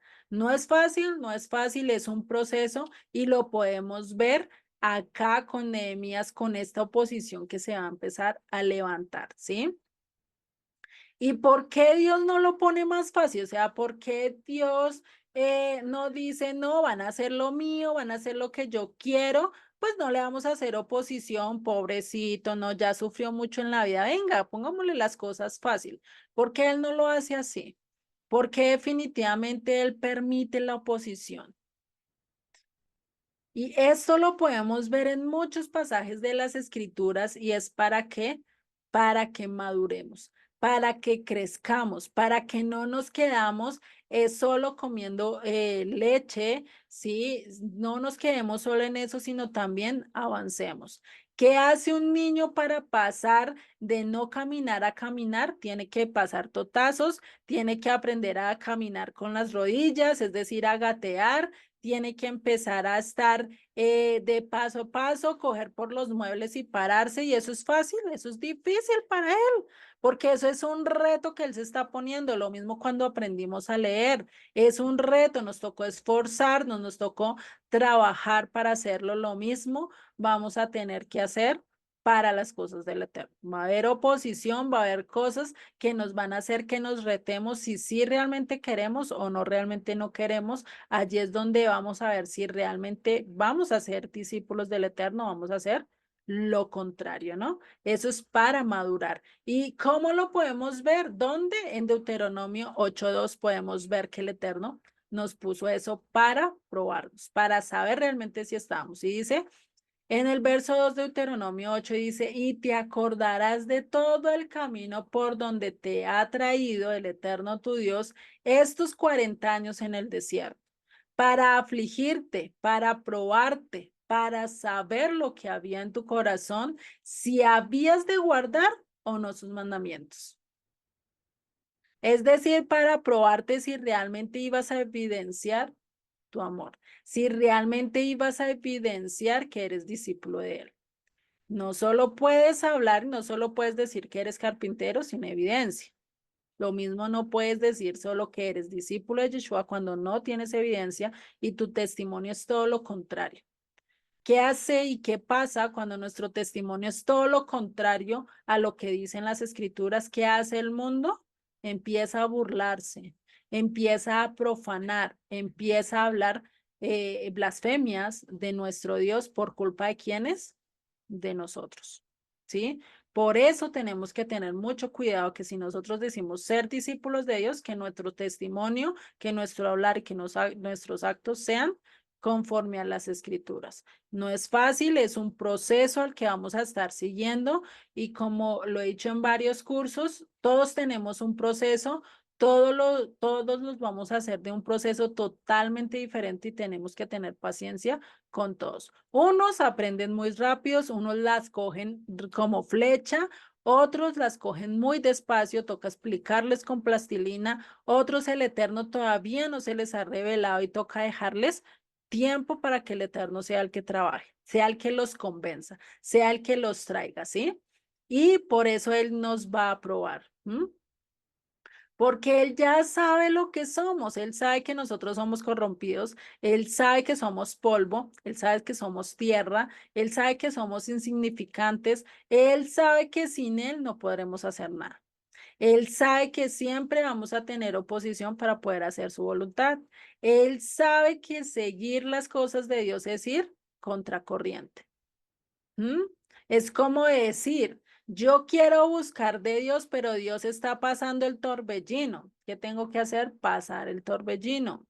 ¿Qué tengo que mirar? Cómo afrontar y cómo pasar ese torbellino. Ese torbellino puede ser una prueba que tengamos en nuestra casa, sea de X o Y razón, de X o Y magnitud. Puede que sea muy pequeña, puede que sea muy mediana, o puede que sea demasiado grande, demasiado fuerte, que tengamos que pasar por este proceso, ¿sí? Que no es fácil, no es fácil, pero a veces solemos caer. A veces nuestro orgullo nos dice, no, no, no, no, nosotros somos mejores, nosotros sí podemos solos, no necesitamos de nadie, pero allí es donde realmente vamos a saber si realmente yo estoy con Dios y acepto que sin Él no puedo o que todavía hay algo en mí, esa chipita que me dice, tú puedes hacerlo solo. ¿Mm? Y pues ahí es donde a veces caemos porque decimos, no, ay, Dios mío, esto yo lo puedo hacer solo, mire, yo esta pruebita tan chiquita, yo la puedo pasar solo. Y empieza nuestro orgullo, pensamos que somos mucho más inteligentes, mucho más sabios, que no la sabemos de todo y terminámonos dándonos un golpezazo, un totazo bien duro y terminamos comprendiendo cuán débiles somos, por eso las pruebas, por eso las dificultades, para que reconozcamos nosotros que somos débiles, que somos pecadores, que no merecemos nada sino la muerte, que gracias a su misericordia es que no la tenemos, ¿sí? Y ahí vamos a entender realmente su propósito, pero sin haber hecho esto, definitivamente no. Y recordemos que las pruebas no es porque Dios necesite saber si somos buenos, si somos malos, si realmente vamos a pasar, no vamos a pasar. Él no necesita eso, ¿sí? ¿Quiénes lo necesitan? Nosotros. Nosotros necesitamos saber dónde está nuestro corazón y a través de las pruebas es que lo vamos a ver, ¿sí? Y en Nehemías 2:11 nos sigue diciendo. Llegué pues a Jerusalén y después de estar allí 3 días, me levanté de noche. Vamos a ver lo que Jeremías, Dios mío, Nehemías empieza a hacer ¿para qué? Para empezar a reedificar el templo. Y estos son pasos muy importantes que nosotros debemos de tener en cuenta. ¿Para qué? Para cuando nosotros querramos hacer un propósito y si queremos que vaya conforme a la voluntad del Eterno, tenemos que hacer algo así, ¿sí? ¿Qué dice? Después de estar allí 3 días, llegó del viaje, descansó 3 días, ¿sí? Empezó a evaluar todo y ¿qué dice? Me levanté de noche, yo y unos pocos varones conmigo, o sea, no muchos, y dice, y no declaré a hombre alguno lo que Dios había puesto en mi corazón que hiciese en Jerusalén. O sea, no declaró el propósito de Dios, solo empezó a actuar. Y a veces nosotros tenemos eso. Ay, es que Dios me dijo que tengo que hacer esto, esto, esto, esto, y vas y se lo declaras a X, Y, a las personas que tú quieras, pero ¿qué pasa? ¿Qué pasa cuando no se empiezan a dar las cosas? ¿Qué pasa cuando el proceso empieza a venir? Porque es que para llegar a ese punto que Dios te dijo que vas a hacer, vas a enseñar la palabra, primero tienes que pasar un proceso. Primero tienes que quitar el miedo, primero tienes que empezarte a parar al frente, primero tienes que empezar a preparar las clases, primero tienes que estudiar, ¿cierto? Y eso, todo ese proceso no es fácil. Fuera eso, los impedimentos que te van a llegar en el proceso, ahí sí todo el mundo te habla, ahí sí todo el mundo te pone trabajo, ahí sí todos se acuerdan de ti y empieza el impedimento para buscar de Dios y para prepararte a dar la clase, ¿sí? Entonces, ¿qué dice? No hables con nadie, que eso quede entre tú y Dios. Ese plan es entre tú y Dios, ¿sí? Y a veces cometemos ese error de divulgarlo por todo el mundo, que todo el mundo sepa que Dios me llamó cuando ese llamado es personal. Moisés no fue y lo gritó a los cuatro vientos y dijo, mira, solo se lo dijo a las personas importantes que debían de saberlo. ¿Quién? Sus suegros, su mujer y sus hijos. ¿Por qué era importante que ellos lo supieran? Porque Moisés se iba a ir de ahí. Porque Moisés tenía que tomar acción y tenía que irse con su mujer y sus hijos, lo que hizo por el camino, pero como no circuncidó a uno de sus hijos, pues ¿qué le tocó a su mujer? Devolverse porque pues la circuncisión no es un proceso fácil de llevar, ¿sí? Después imagínate esto. Entonces, y sigue diciendo, y no declaré a hombre alguno lo que Dios había puesto en mi corazón que hiciese en Jerusalén, ni había cabalgadura conmigo, excepto la única que yo cabalgaba. Es decir, que no otro no llevaba animal o no llevaba caballo, sino solo él, ¿sí? Y dice, y salí de noche por la puerta del valle hacia la fuente del dragón y a la puerta del muladar y observé los muros de Jerusalén que estaban derribados y sus puertas que estaban consumidas por fuego. Pasé luego a la puerta de la fuente y al estanque del rey, pero no había lugar por donde pasase la cabalgadura en que iba. Y subí de noche por el torrente y observé el muro y di la vuelta y entré por la puerta del valle y me volví. Y no sabían los oficiales a dónde yo había ido, ni qué había hecho, ni hasta entonces lo había declarado yo a los judíos y sacerdotes, ni a los nobles, ni a los oficiales, ni a los demás que hacían la obra. Imagínense de todo eso que hizo y no dijo nada. No habló abiertamente de sus planes que tenía. A veces, muchas veces hablamos de los planes que tenemos, decimos quiero hacer esto, ¿sí?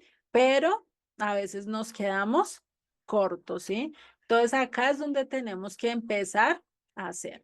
¿Y qué hizo lo que hizo? ¿Qué hizo secretamente? Recorrió toda la ciudad, empezó a evaluar los desastres, porque él no recorrió la ciudad solo para mirar lo maravillosa que era, no, él recorrió para mirar qué era lo que estaba pasando en cada una de las puertas de Jerusalén, ¿sí? Jerusalén tiene varias puertas, de las cuales tienen nombres, ¿sí? Y esas eran las que estaba él mostrando. Entonces recorrió la ciudad y miró cuáles estaban más dañadas, cuáles no, empezó a hacer una evaluación de todo.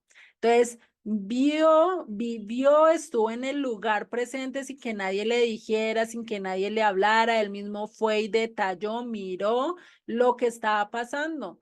Acá podemos ver que Nehemías no era cualquier pintado en la pared, por así decirlo, no solo era como un copero, sino que realmente tenía habilidades que muy posiblemente Dios sabía y por eso le instó, le puso en su corazón de ir a Jerusalén y reconstruir la tierra, ¿sí? Porque no cualquiera va y empieza a hacer todo esto, ¿sí? O ustedes a llegar a sus casas y ven, ay, está mal, ustedes no miran su casa o van a la casa de sus papás o esto y dicen, ay, mira, le falta esto, a no ser que sea muy evidente, ¿cierto? Porque de pronto no es nuestra función, a no ser que sea algo de nuestro cargo y muy posiblemente Nehemías ya tenía conocimientos de acompañar al rey en varias situaciones, en varias excursiones, de ver cómo él estudiaba el terreno y cómo él veía para hacer las edificaciones. Muy posible aprendió de él o muy posible aprendió antes de estar, haber sido llevado a Babilonia. No se sabe, pero él tenía algo que no tenía todos, ¿sí? Analizó los daños que estaban haciendo, cuántas puertas estaban quemadas, qué era lo que estaba derribado, cuántos muros tenían que levantar, todo eso lo hizo. Y si miramos, por eso podemos ver que Nehemías es muy, llegó muy casi al tiempo de Esdras. ¿Por qué? Porque Jerusalén todavía no estaba reconstruida, ¿sí? Recordemos que Esdras terminó casi con ya el templo reconstruido, Esdras, ¿no? Y sigue diciendo en el verso 17, les dije pues, vosotros veis el mal en que estamos. que Jerusalén está desierta y sus puertas consumidas por el fuego. Venid y edifiquemos el muro de Jerusalén y no estemos más en el oprobio, no estemos más en la burla, no estemos más en boca de otros, ¿sí? ¿Qué hizo? Pues vio todo esto que dice, habéis visto todo el mal, todo esto, pues venga, edifiquemos. Ya tenía un plan para montar, ¿sí? Hagan de cuenta que él es presidente, el que está armando todo y el que está ordenando todo, ¿sí? Eso es lo que hace un presidente, ¿no? Les dice, empieza a hacer cálculos, dice, bueno, esto es más viable, esto no es viable, y empieza a hacer la reconstrucción y empieza a animar a otros para que hagan la reconstrucción. Y dice, y sigue diciendo, y dijeron, levantémonos y edifiquemos. Así esforzaron sus manos para bien. Pero cuando lo oyeron, Zambalat Oronita y Tobías el siervo amonita y Gesén el árabe, imagínate, pueblos que siempre están en contra del Eterno, y se hicieron escarnio, se burlaron de nosotros y nos despreciaron diciendo, ¿qué es esto que hacéis vosotros? ¿Os rebeláis contra el rey? ¿Qué pasó? No sabía lo que Nehemías ya tenía las cartas de autorización que podía construir. Por eso pidió esas cartas anteriormente, porque ya habíamos visto esa oposición cuando para el tiempo de Zorobabel, para el tiempo de Esdras, incluso ahí vimos una carta donde ellos redactaron que no debían hacerlo, ¿no? Y sigue, y en la respuesta les dije, el Dios de los cielos, Él nos prosperará y nosotros sus siervos nos levantaremos y edificaremos porque vosotros no tenéis parte ni derecho ni memoria en Jerusalén. ¿Qué les dijo? Ustedes no tienen arte ni parte, ustedes no tienen pacto con Dios, ustedes son extranjeros, acá no tienen que venir a decirnos si lo hacemos o no lo hacemos. ¿Mm? Imagínate esa respuesta de Nehemías. ¿Ustedes creen que un siervo de Dios contestaría así tan tajantemente y tan rígidamente? Nehemías tenía un carácter muy fuerte. Desde aquí ya empezamos a ver esas punzadas de su carácter, ¿sí? Desde aquí ya vemos que él no se andaba por las ramas, él era directo. ¿Cuántos de nosotros somos tan directos con aquellos que se están eh, pasando de la raya, ¿sí? Porque acá Nehemías no les dijo nada antes, empezó la oposición, pero no les dijo nada. Ya cuando se pasaron de la raya, ya cuando cruzaron, digamos, como el límite que a veces nosotros tenemos de decir, no, hasta acá acepto, ya después de ahí, sí, ya viene grave, sí, ya viene costoso. Entonces, acá es donde vemos que esto empezó a ser Jeremías, perdón, Nehemías, sí, ya los confundo. Entonces, ¿qué les dice? Y esto es algo, ustedes no tienen por qué reclamar, no tienen memoria, ustedes no son dueños de esta tierra, Dios no se la heredó a ustedes, ¿sí?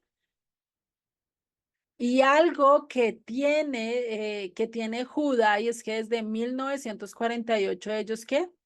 Cuestionan, los árabes cuestionan y dicen, no, esa no es su tierra. Los de Gaza, los palestinos dicen, no, esa no es su tierra.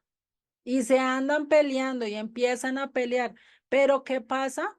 Dicen, no, denme algo que es que usted ratifique que esta tierra es de ustedes. Pues le muestran que David compró el terreno de Jerusalén, ¿sí? Y pues eso es donde muestran esto. ¿Qué sacó? Pues el título de propiedad, ¿cuál es la Biblia? En la Biblia está, ¿sí? Nosotros lo estudiamos cuando estudiamos, si no estoy mal, es segunda de Samuel, si no estoy mal, creo que es el 24, si no me corrigen, la verdad soy mala para las citas así muy exactas, ¿sí? Pero sí sé que está por ahí en segunda de Samuel. Entonces, imagínate, vemos acá cómo es que esto, las escrituras a nivel nacional en Israel, muestra que Jerusalén les pertenece, que Israel les pertenece, ¿sí? Imagínense esto. Y hay otra nación que puede decir que esta tierra les pertenece, por lo menos Colombia, México, Estados Unidos, todos tienen un título de propiedad de miles y miles de años donde diga que esta tierra les pertenece. No. ¿Qué tal si se levantan los chichas? ¿Qué tal si se levantan solo me vienen a la cabeza ellos? Si se levanta cualquier pueblo indígena que vivió antes que nosotros y se levanta y reclaman esta tierra, ¿nosotros cómo vamos a mostrar y a decir estas propiedades de mi país, de X país al que tú pertenezcas? Muy difícil, ¿cierto? Porque la verdad no tenemos evidencia. Vinimos, la conquistamos y listo, ya es mi tierra, pero no tenemos título de propiedad. En cambio, Israel sí tiene.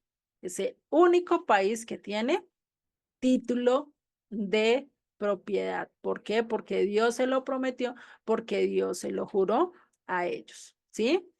Y por eso es que hoy hay tanto conflicto, porque dicen, no, no, no, no, no, nosotros hemos vivido más que ustedes, nosotros estamos acá, así como dice un dicho acá en Colombia, el que se va para Barranquilla pierde su silla, ustedes se fueron, perdieron su silla y acá nos quedamos, ¿sí? Imagínense, eso, y por eso es el conflicto. Pero Israel es el que le pertenece la tierra. Israel tiene la carta de propiedad, lo que no tienen otras naciones. Los árabes no tienen título de propiedad de Jerusalén, algo que certifique que la tierra es de ellos, no lo tienen, ¿sí? Y por eso el profeta Zacarías, ¿qué nos dicen? Zacarías 12:2. He aquí, yo pongo a Jerusalén por copa para hacer temblar o que hará temblar a todos los pueblos alrededor de Judá. En el sitio contra Jerusalén, y en aquel día yo pondré a Jerusalén por piedra pesada a todos los pueblos, todos los que se la cargaren serán despedazados, bien que todas las naciones de la tierra se juntarán contra ella. ¿Qué está diciendo acá? Que Jerusalén va a ser el conflicto de todas las naciones. Jerusalén va a llegar el momento en que todas las naciones van a querer conquistarla, van a querer hacerse parte de ella. ¿Sí? Imagínense. No solo Palestina, no solo los árabes, sino después se va a llegar a juntar países de América, países de Europa, países de Asia, países de todos los continentes a pelear contra Israel y hacerse de Jerusalén. Pero ¿qué va a pasar con ellos? Cualquiera que quiera hacerse cargo de ella, cualquiera que quiera tomarla como propia suyo, ¿qué va a pasar? Va a ser terminada, va a ser exterminada y va a ser puesto en pedazos. Imagínense. Entonces, Israel, ¿cómo comenzó? ¿Cómo comenzó Israel realmente?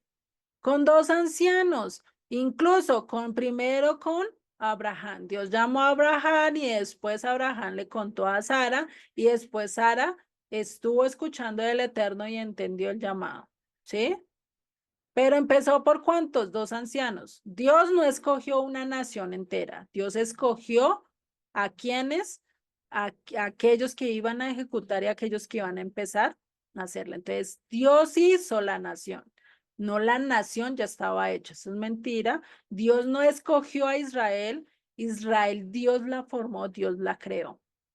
¿Sí? ¿Escogiendo a quién? A dos ancianitos, a dos personas como tú y yo. ¿Sí? Y algo que tiene el nombre de Israel es que empieza con la letra más chiquita, que es la Yud, y termina con la letra Lamed, que es la más grande, ¿sí? Ahí lo podemos ver, termina con la letra más grande. Israel se compone de 5 letras, la Yud, la Chim, la Res, la Alet y la Lamed. La Lamed es la letra más grande, ¿sí? De todo el alefato hebreo. ¿Mm?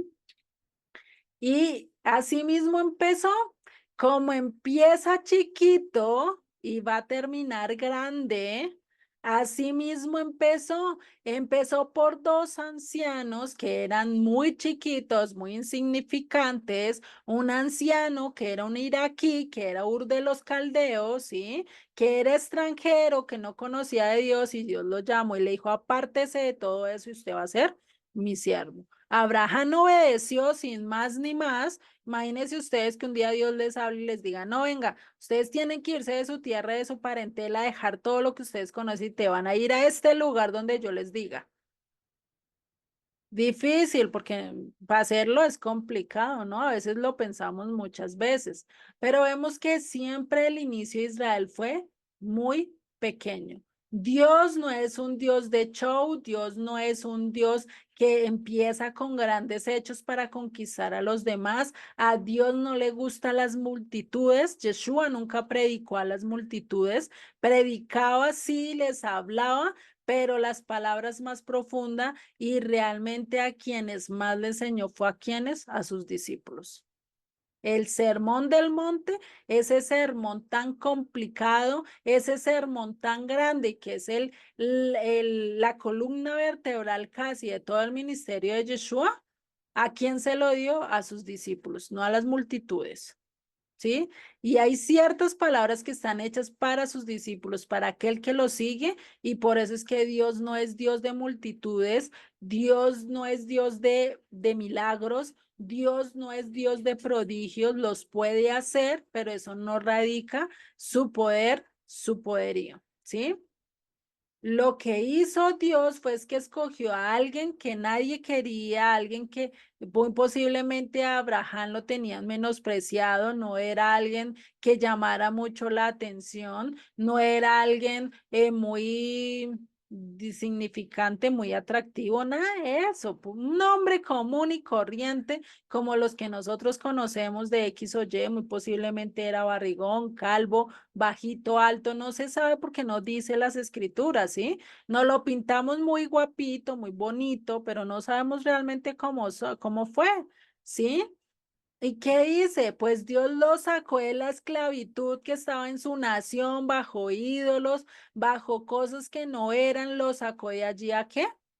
A la libertad, a empezar a sembrar una nación que iba a ser solo para el servicio de Dios, ¿sí?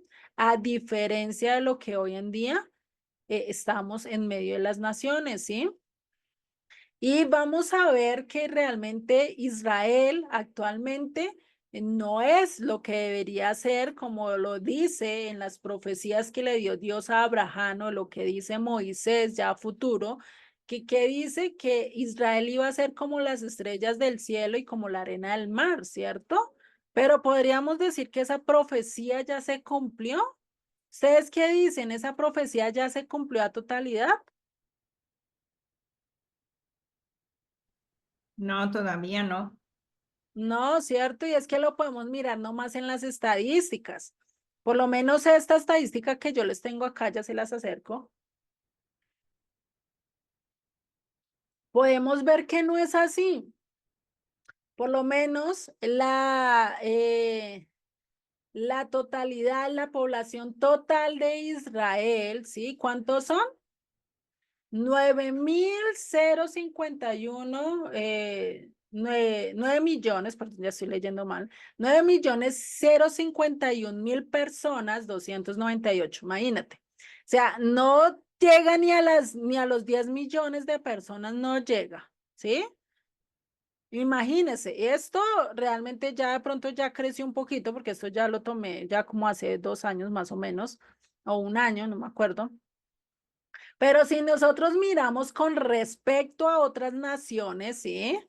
Y acá están las otras naciones, ¿sí?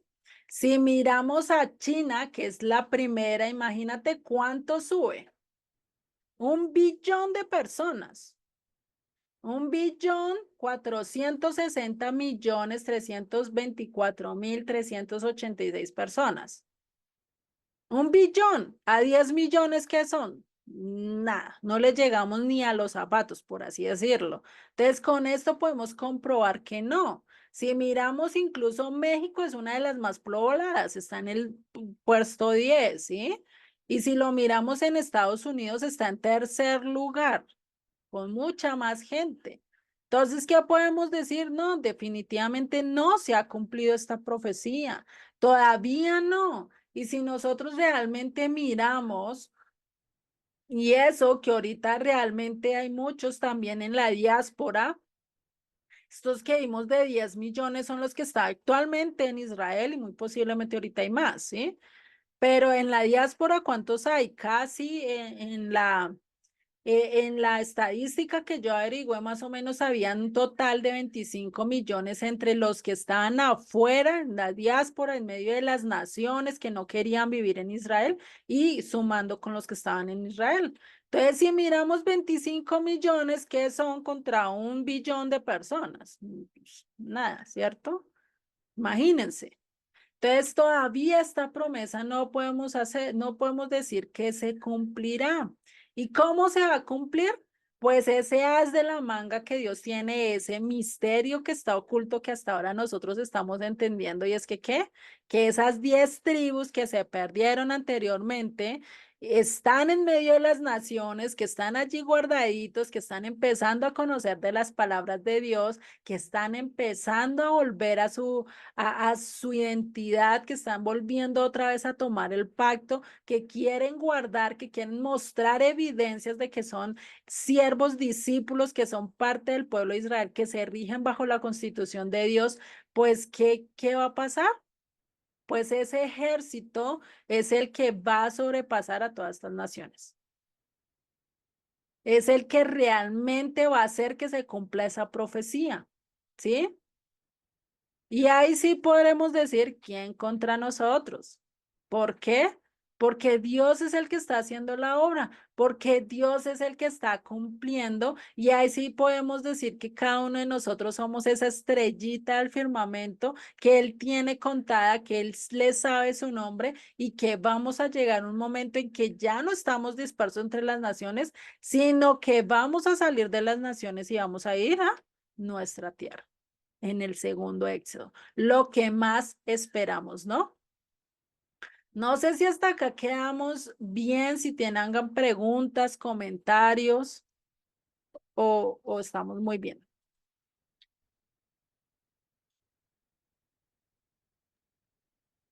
Estamos bien, Juliet, todo Ujú. muy hermoso. Vale, sí, no, y realmente a mí me encantan mucho los libros históricos, y si los complementamos con los profetas, definitivamente se complementan demasiado, ¿sí? Y en la De a poco van segunda, siguiendo, dime, Juan. de a poco van siguiendo, aprendiendo lo que hizo Nehemías con su pueblo. Exactamente, y que a veces se nos pasaba por alto muchas de estas cosas que ni siquiera entendíamos, ¿no? Decíamos, uy, estos libros son como aburridores, como pesados, pero ahorita que vamos entendiendo y vamos comprendiendo, uno dice, ¿por qué yo no lo había visto antes? ¿Por qué no vi esto? ¿Por qué no entendí esto? Sí, vemos cómo Dios nos lleva de la mano, ¿sí? Y su gracia y su misericordia pues está en cada momento. ¿M? En esta segunda sección, el capítulo 3, vamos a ver cómo empieza la reconstrucción, cómo ese llamado de atención que hicieron los profetas, que hizo Ageo, que hizo Zacarías, en medio de todo esto, y que empezó Zorobabel a levantarse, que Esdras acompañó, que Nehemías empezó también a hacer su función, pues empezaron a hacer esta reedificación, ¿sí? Entonces, en este capítulo nos muestra cómo empiezan a hacer este proceso de reconstrucción, ¿sí? Y algo es muy curioso. ¿Qué dice? ¿Qué dice que estaban haciendo mientras que estaban en la reconstrucción? Y yo a veces me pregunto, no se lo imagina, yo soy más de ver todo muy a nivel de imagen, no me gusta casi lo estricto, yo soy muy visual, ¿sí? Y uno se pone a leer y uno dice, bueno, estaban reconstruyendo, y dice que tenían en una mano la espada y en el otro estaban cargando la hora. Ustedes imagínense en una mano la espada y en el otro llevando cemento, llevando ladrillos, tratando de pulir las cosas. ¿Ustedes creen que trabajaban muy bien? ¿Que hacían las cosas realmente bien? Pues a pesar de eso lo estaban haciendo muy bien, sí, estaban reconstruyendo todo, pero imagínense ustedes estar azarados y estar pendiente. Ahí no es que literalmente, y muy posiblemente no literalmente, tenían en la mano tenían la espada y en la otra haciendo, pues imagínense cómo iban a hacer, ¿sí? Es lo mismo que ustedes traten de cocinar, por lo menos acá las mujeres, o Juan, si sabes cocinar, cojan y póngase la mano y pongan una espada en la mano y pónganse a cocinar a ver si ustedes pueden hacerlo. Muy Y difícilmente, no, ¿cierto? es un poco, sí, no. cuando uno a veces cuando está agarrando el teléfono y a la vez, a mí me pasa eso, cuando estoy agarrando Ajá. el teléfono y hablando y cocinar, no, como que no, no me da. Siempre con dos manos uno está acostumbrado a trabajar, pero yo creo que en este momento se dieron ellos el modo de hacerlo Ujú. y el Señor creo que también le dio el modo de hacerlo, porque a la vez tenían que luchar, tenían que defenderse, porque yo creo que eso estaba preparado, porque si no, iban a venir el enemigo a atacarles, entonces tenían que estar prestos para poder defender. Ujú. Sí, exactamente, Juan. Ellos tenían que estar preparados. Eso no quiere decir que literalmente tenían la espada ahí en la mano. Tenían que estar vigilantes, estar haciendo su trabajo, así como cuando tenemos niños de 2 años, 1 año, ¿sí? Las mujeres casi siempre lo sabemos. No sé si Juan, tú has pasado por ese proceso. Te ha tocado y te han dejado a tu niño solo y tú tener que hacer ciertos oficios en la casa. Eso es mejor dicho, estar atento, ¿cierto? Estar haciendo, pero con un ojo allá y el otro haciendo las cosas, ¿cierto? No sé cómo hacemos, solo Dios lo sabe, ¿cierto? Pero es estar así, el que nosotros estén y ellos están muy atentos a lo que estaba pasando alrededor y ir haciendo las cosas, ¿sí? No solo enfocados en lo que están haciendo, no solo concentrados en eso, sino saber que tenían que estar guardándose sus espaldas. Y muy posiblemente mientras que construían, estaban al igual que como estaba este muchacho acá en la foto, ¿sí? Tenían la espada acá muy cerca, cosa que si les tocaba pelear nomás era fúndese, fundar la espada y salga a pelear, ¿sí? Muy posiblemente era así y es mucho más eficiente el trabajo así, a que tuvieran la espada literalmente en la mano y estuvieran haciendo las cosas, ¿sí? Porque realmente, pues no vamos a poder hacer dos funciones al mismo tiempo, es muy difícil, ¿sí? A no ser como dice Juan, Dios de pronto los pudo haber preparado si realmente pasó literalmente, ¿sí? Pero pues acá podemos ver que todo Dios lo tiene de manera muy precisa. Y esto mismo que pasó aquí, pues se repitió para el 1948, cuando qué, cuando estas naciones árabes vinieron y que no fue una, no fue solo dos naciones, sino fueron casi 5 naciones que se unieron y quisieron irse contra Israel. Israel, imagínese, recién fundada, sin nada, como lo vimos hace poquito, pues realmente cómo hizo para ganarles la guerra, para pasarles eso y de poder edificar la nación y hacerla progresar a lo que hoy día está, pues difícilmente. Y en 75 años, que es un tiempo realmente que limitado, muy cortado, ¿cierto? Entonces esto lo podemos ver que realmente Dios hace sus cosas y Dios hace realmente todo conforme a su voluntad, ¿cierto?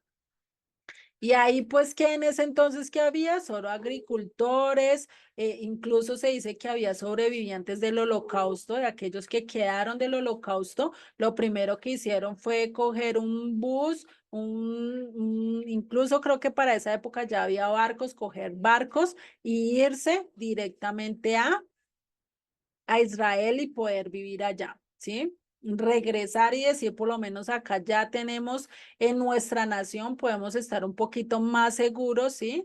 Pero imagínense, llegar del holocausto y llegar a otra guerra, solo fue Dios el que los cuidó y el que prosperó la nación y realmente no hubo tanta catástrofe como de muy posiblemente si hubiera, ¿sí? Esto no lo vamos a tocar mucho ese tercer capítulo, pues debido a que ya lo habíamos tocado también un poquito en Esdras y con Zorobabel esta parte de la reconstrucción, ¿sí? Ya más adelante vamos a tocar otros puntos, ¿sí? Esto lo vamos a dejar para la clase entrante. Esta tercera sección, que es muy interesante ver realmente cómo empiezan estas amenazas, cómo empieza esta oposición y cómo se empieza a dar esta victoria y cómo en medio ya después de que el templo, después de que todo está reconstruido, Nehemías tiene que tomar ciertas cosas y con ese carácter tan fuerte que él tenía que ya empezamos a ver solo sus matices. No vemos nada así como tan grande, solo una respuesta muy, muy fría, muy directa, ¿sí? y pues es algo que vamos a ir viendo a lo largo, ¿sí? Ya la próxima clase veremos realmente cómo él empezó a hacer sus cosas y empezó realmente a mostrar ese carácter y eso de decir, las cosas de Dios no son un juego, acá tienen que obedecer. Si se vinieron es para obedecer a Dios y no se bien se pueden ir. Así mismo como Yeshua llegó en un momento y se los dijo, no solo a las multitudes, sino también a sus discípulos, ¿no? Si ustedes quieren solo pan físico, bien se pueden ir, pero si quieren realmente el pan de la palabra de Dios, del Eterno, acá se pueden quedar, ¿sí? Eso dijo Yeshua, imagínense llegar nosotros a decirle en un momento, pues así tenemos que llegar al punto de no dejar y no dejar las palabras de Dios solo a aquellos que realmente no las quieren escuchar, de realmente discernir quién quiere y quién no, y que solo el Eterno nos puede dar esto, ¿no? Sí, vamos súper bien. Es fascinante, como dices tú, estos libros, lo que es Esdras y Nehemías, a mí me apasiona. Siempre termino diciendo, este es el que más me apasiona hasta que leo el próximo. Pero estos dos por la restauración y por la manera y como dices tú, el carácter de Nehemías, pero lo que más me llamó mucho la atención es cuando él, por muy mínimo que fuera la situación, siempre le oraba al Señor, siempre la oración primero al Eterno, no era que tomaba decisiones por sí mismo, él era de todo. Cuando le dijo el rey que quería, que qué le pedía, ¿verdad? Y que dijo, antes de decir, pues déjame ir a mi pueblo a restaurar la ciudad, no, él le oró al Señor hasta en eso. Cuando él, a pesar de que en su corazón ya tenía ese deseo de irse para allá, aún así le pidió al Señor orientación primero, oró a él. Eso me impacta, me llena mucho. Sí, y es que realmente es impactante ver esa consagración y ese amor que él tenía por Dios, a tenerlo como su máxima su máximo autoridad y que solo a él iba cuando realmente era necesario, sin importar lo chiquito o grande que fuera, ir allá. No todos lo hacemos, ¿cierto? No todos. Hablando por mí misma, no soy de las que voy y le cuento todo a detalle. No sé, me falta mucho eso, pero realmente es algo que debemos de trabajar y es que primero todo sea que con Dios. Primero ir a Dios, primero antes de ir y pelear incluso con nuestras parejas, antes de ir y llamar la atención a dónde debemos ir, al Eterno y que Él sea el que nos dirija, antes de ir a regañar a nuestros hijos y saber que hicieron algo mal, ir ante el Eterno y que Él nos dirija cómo hacerlo. Todos esos detallitos van a cambiar la perspectiva no solo de nosotros, sino también de nuestros hijos y de nuestros familiares, ¿no? También.